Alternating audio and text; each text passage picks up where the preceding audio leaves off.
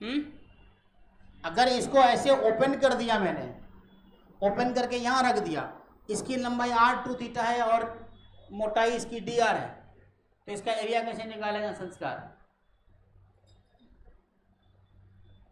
कैसे निकालते हैं एरिया?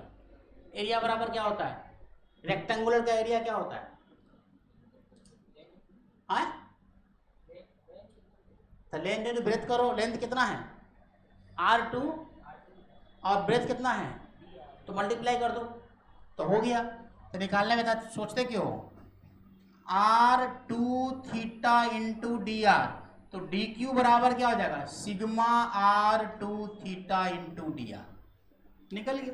इसमें क्या है, आसान है ना ये सब। तो अब डी क्यू निकल गया है आपका, तो पोटेंशियल की वैल्यू क्या होती है? K d q by r, k d q by, तो डाल दो डीबी बराबर, इसीलिए डीबी बराबर k d q upon r, r distance है उस पॉइंट से, तो k sigma r2 theta d r divided by r. अब इस r से r को तुम काट सकते हो, बट फिर भी एक चीज बच गया, डी आर। अब डी आर कैसे निकालोगे? अब यहां पे मैथ वाले का काम है, असल मैथ्स वाले का काम है। बायो तो ऐसे भी कम बच्चे हैं, मैथ वाले ही ज्यादा बच्चे हैं यहाँ पे, है ना। यहाँ पे आपको डी आर कैसे निकालना ये मैथ वाले को सोचना है, और बहुत ही आसान है ये। आप लोगों ने मैथमेटिक्स में खूब पढ़ा है, ज्योमेट्री के अंदर में 10th क्लास के बच्चे भी में ही पढ़ लेते हम लोग। अगर ये सर्कल है और r रेडियस का है, तो ये डिस्टेंस कितना है? 2r, है ना। और यहां से यहां तुमने मिलाया है थीटा एंगल पर, तो यहां से यहां जो मिलता है वो कितना होता है? 90 डिग्री होता है कि नहीं होता है? ये सब कंसेप्ट आप लोग को पता है, 10th क्लास से पढ़ा होगा आपने। तो आपके पास ये भी तो आर ही लिया ना आपने यहाँ पे, अरे ये आर है तो ये भी तो आर ही है ना, पूरा सर्कल है ये, तो ये भी आर है, ये भी आर है, ये भी आर है, ये पूरा रिंग लिया ना आपने। तो रिंग लिया तो रेडियस तो एक ही होगा ना रिंग का, होगा कि नहीं होगा? तो ये जो आर है, तो आर कॉस थीटा मतलब 2r कॉस थीटा, आर बराबर 2r कॉस थीटा, होगा कि नहीं होगा? अरे होगा, कंपोनेंट लिया तुमने, r cos 2r cos theta equal to क्या हो जाएगा तुम्हारा? r, तो dr बाई डी थीटा कैसे कर दोगे? कर दो। तो इसीलिए dr by D theta, dr by D theta ये कितना हो जाएगा? 2r तो कांस्टेंट है, cos थीटा का डिफरेंशिएशन कितना होता है?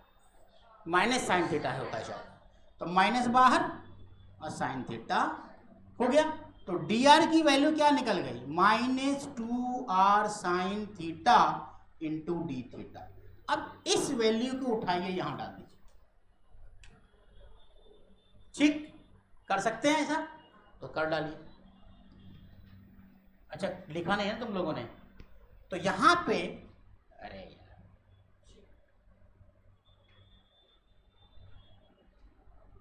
यहां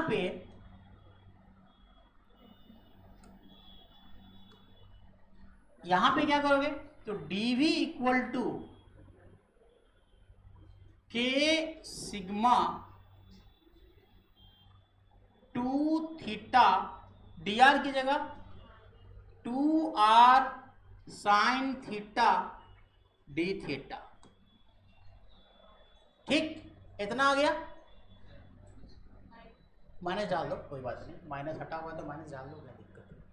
अब इसमें देखोगे कौन चीज किधर किधर जा रहा है, तो आप देखोगे कि माइनस के सिग्मा और 4r एक तरफ हो जाएगा, माइनस के सिग्मा 4 सब कांस्टेंट है, ठीक। आपके पास बचेगा थीटा साइन थीटा और डी थीटा, इंटीग्रेशन डीवी का। अब देख क्या हो रहा है, x sine x u into v का फॉर्म में आपको पढ़ाया है मैंने। यू इंटू वी का इंटीग्रेशन फॉर्मेट है।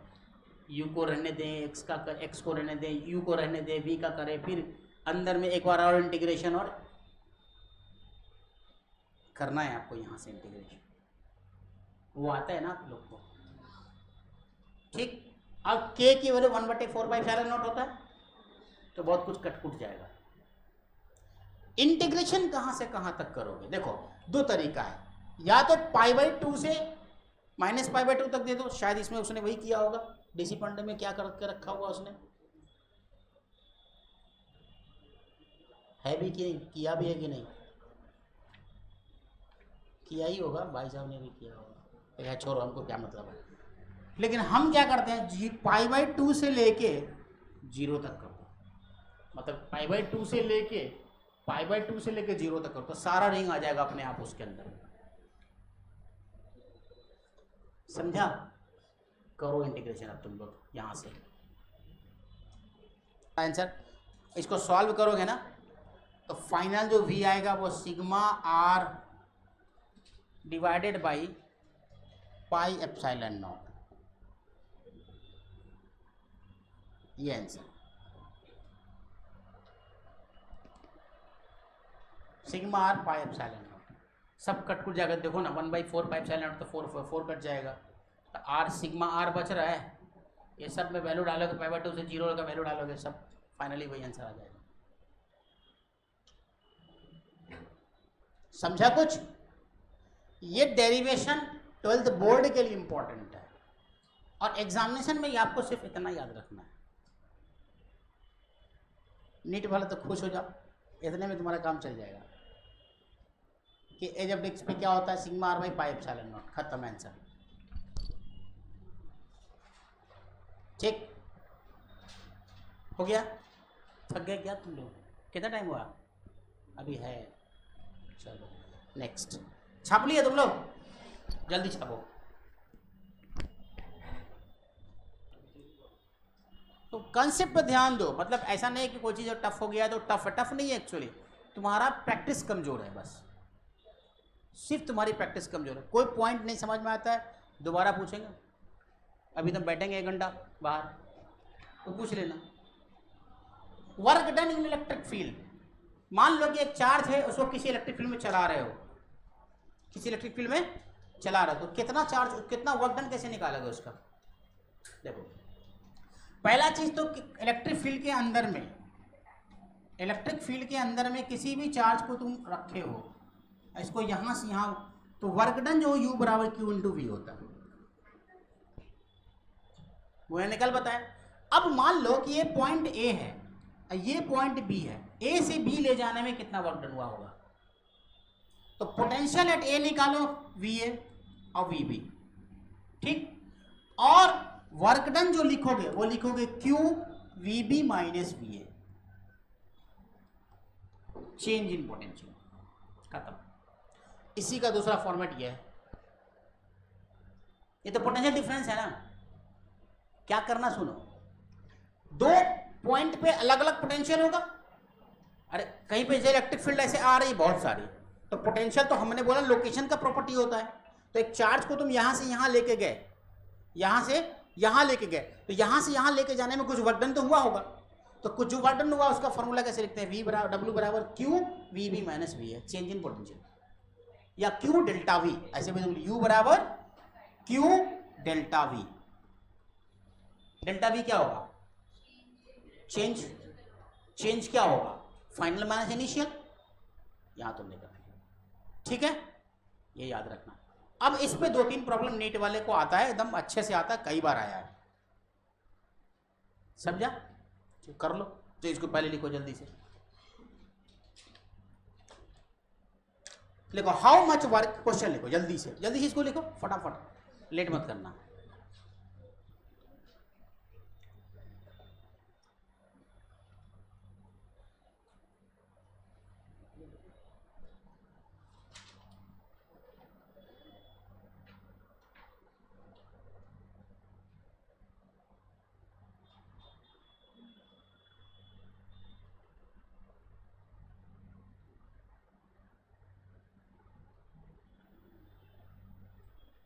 अच्छा वो डेरिवेशन बताया है point electric potential due two point charge, नहीं बताया क्या?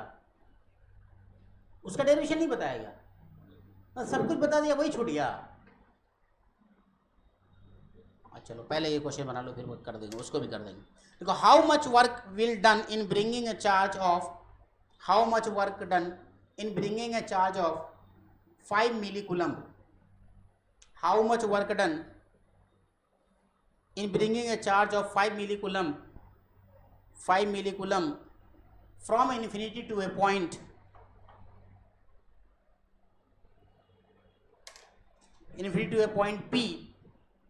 point P which have the potential is 12 volt, which have the potential 12 volt। Simple, एक लाइन में आंसर बनने वाला है। आइए ना, क्लास खत्म होने देने, फिर कर लेंगे, है ना। 5 रख दीजिए यहीं पर।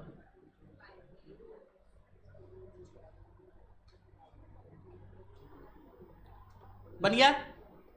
कितना आसान सा क्वेश्चन है ये। W बराबर Q इंटू वी, खत्म answer. W equal to Q into v. Q कितना है? 5 milli coulomb, 5 into 12 volt. Milli coulomb में इसको चेंज कर दो, 5 into 10 to power -3 milli coulomb है ना। हाँ, तो 5 इंटू 10 टू पावर -3 इंटू 12, तो कितना? 12 पंचे 60 गुने 10 टू पावर -3 जूल। अब जो भी लिखना 0.06 जूल हो जाएगा, वो अलग बात है। ठीक है, समझ आया ये वाला? हल्का हुआ दिमाग पहले से, आसान था। नेक्स्ट क्वेश्चन लिखो। ए particle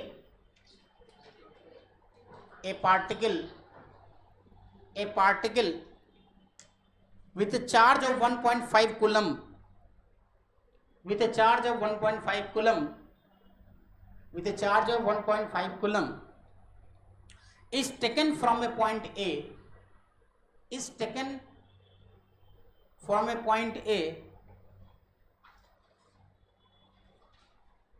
from a point A, potential of 50 volt, potential of 50 volt to another point B, to another point B, a potential is 120 volt, a potential 120 volt, calculate the work done, calculate the work done, calculate the work done। तो work done बराबर क्या हो जाएगा? Q VB minus P है, खत्म answer. कितना coulomb है? 1.5, 120 minus 50 कितना आ जाएगा? 1.5 इंटू 120 50 का 70, 15 70 105, कितना आ रहा? 10.5 कुछ आएगा, 105 जूल ना, तो 105 जूल, खत्म आंसर। आया मजा? तुम लोग यही चाहते हो, हैं? ऐसी सवाल सब बना बना के अपना निकलना चाहते।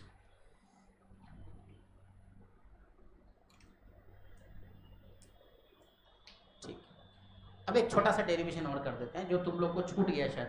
सबसे आसान वाला डेरिवेशन ही मैंने छोड़ दिया। लिखो heading, electric potential due two point charge. वैसे तुमको बता चुके कि क्यू बाई आर होता है, लेकिन उसको डेराइव करने का है।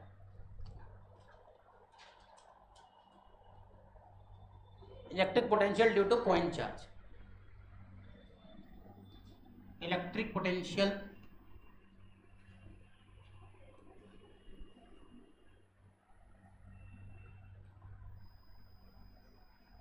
ड्यू टू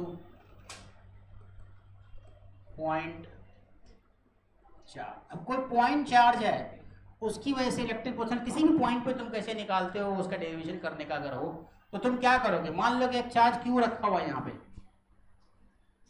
और इससे किसी दूरी पर, खास दूरी पर, तुमको आर मान लो, आर दूरी पे, आर दूरी ही मान लेते हैं, है ना, पॉइंट ए मान लेते हैं, और यहाँ पे आर दूरी मान लेते हैं।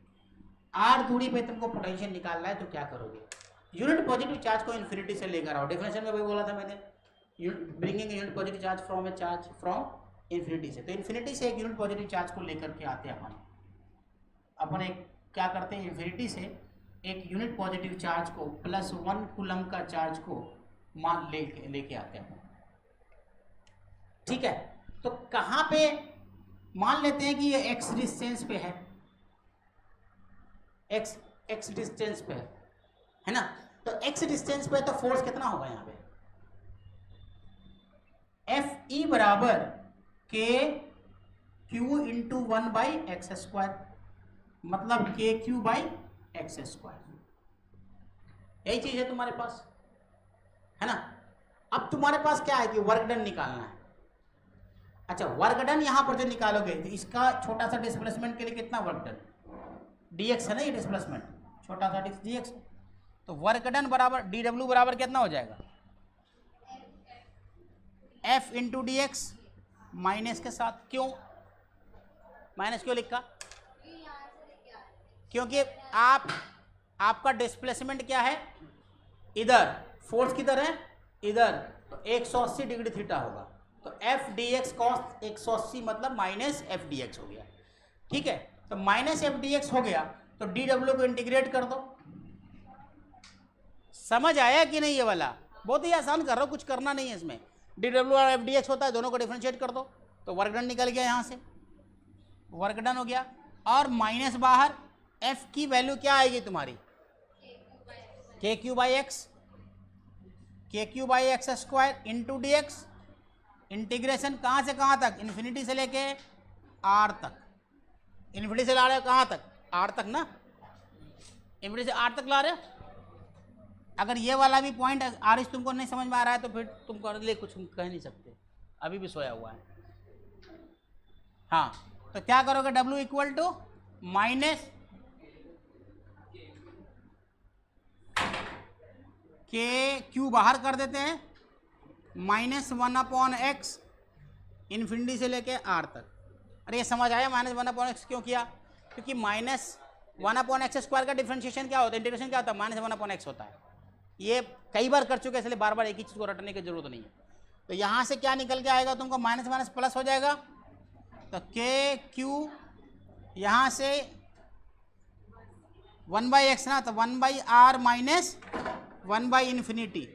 तो 1/∞ कितना होता है, 0। तो वर्क डन कितना आ गया, KQ/r। तो यही तो निकालना था आपने, निकल गया। अब ये डेरिवेशन भी 12th बोर्ड में पूछा जाता है। 12th बोर्ड के डेरिवेशन सभी सबको आपको याद रखने पड़ेंगे, क्योंकि ये सिलेबस 12th बोर्ड में ही आप लोग के सिलेबस में है, मराठी महाराष्ट्र बोर्ड में। 11th में तो पूरी इलेक्ट्रोस्टैटिक्स है इसमें, CBSE वाले को, लेकिन आप लोग को इतना ही से पढ़ना है बस। जो गॉस लॉ था वो वाला पूरा, जो गॉस का एप्लीकेशन पढ़ाया वो खत्म हो गया 12th का। ये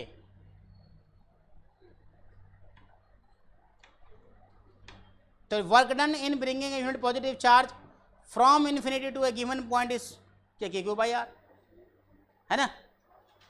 समझा कुछ, work done in bringing unit positive charge from infinity to that point is the potential due to this charge at that point, ऐसा बोलोगे।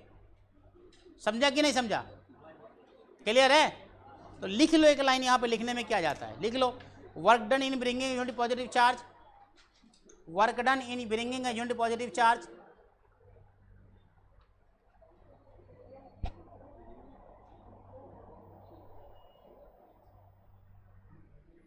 work done in bringing a unit positive charge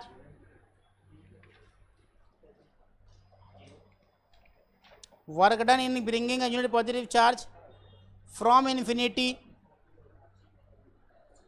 to a given point is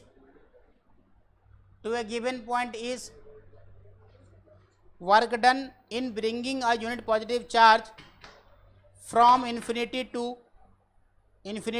given point is electric potential due to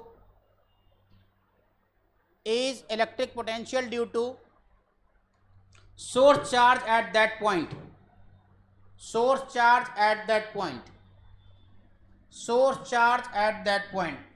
तो मतलब V बराबर आपको 1/4 pi epsilon not into Q/r r लिख सकते हो। Are छोटा वाला लिए थे तो छोटा ही वाला रहने दो, चार्ज बड़ा वाला लिए थे तो बड़ा वाला रहने दो। क्लियर? ये हो गया तुम्हारा डेरिवेशन सिंपल सा। ठीक, समझ आया यहाँ तक सबको? और अच्छा सा प्रॉब्लम दूँ? थ्योरी करना आज, आप खाली थ्योरी करते क्या? लंबा थ्योरी है यार इसके बाद तो। इसके बाद relation between electric potential and पढ़ना है, relation between electric field and potential. चलो करते हैं, 5 मिनट एक्स्ट्रा ही जाएंगे, क्या दिक्कत है। रिलेशन